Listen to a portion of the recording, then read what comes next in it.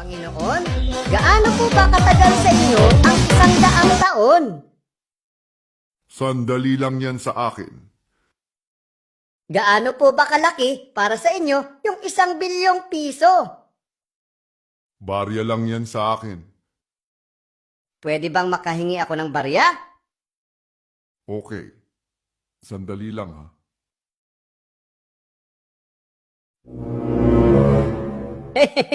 Sandali na lang magiging bilyonaryo na ako.